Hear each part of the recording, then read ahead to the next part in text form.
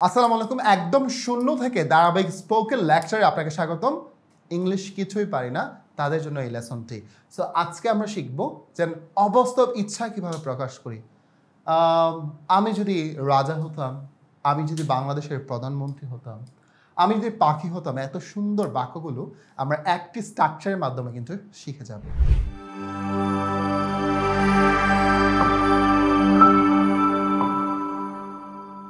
আমরা কিভাবে এটা ইউজ করব সুপ্রিয় শিক্ষার্থীরা খুব ভালো করে বোঝার চেষ্টা করেন।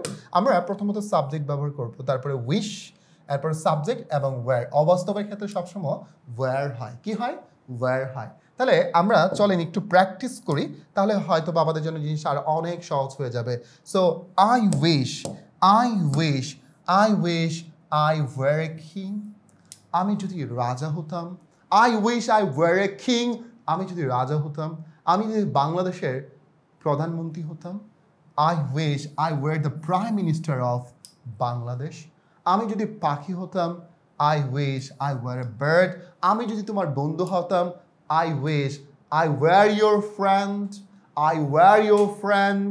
ওকে, আমি যদি একজন ভালো স্পিকার হতাম। I wish I were a good speaker.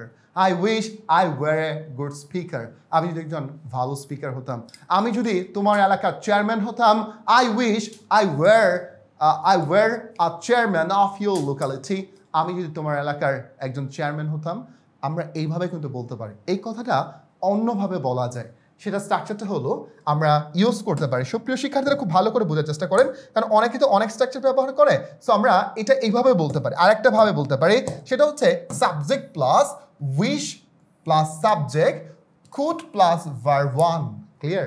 আমি যদি পাখির মতো উঠতে পারতাম। I wish I could fly like a bird. I wish I could fly like a bird. আমি যদি আমার দেশের জন্য কাজ করতে পারতাম।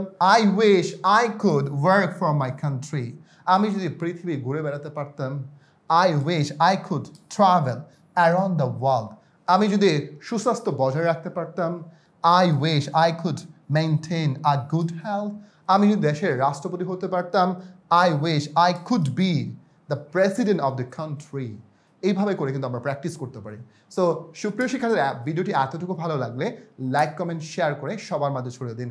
আর যেটা না বললেই নেই, এই চমৎকার লেসনটি আমরা পড়াচ্ছি আমার লেখা জনপ্রিয় বই স্পোকেন ফাইটার, যেটা একদম শূন্য থেকে ধারাবাহিকভাবে ইংরেজি শেখার জন্য সাজানো। সো বইটি এখনও অর্ডার করে না থাকলে স্ক্রিনে দেওয়া নাম্বারে কল করে এখানে বইটি অর্ডার করে ফেলুন। Thank you very much. আসসালামু আলাইকুম।